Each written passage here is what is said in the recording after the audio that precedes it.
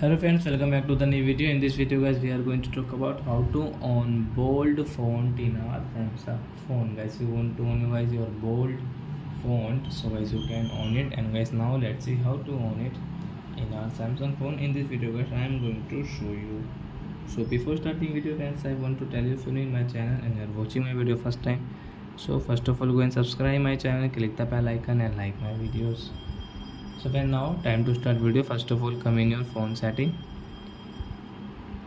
then guys you can see display settings. So guys tap here, and guys font size and style tap here. Then guys bold font guys you can on from here guys.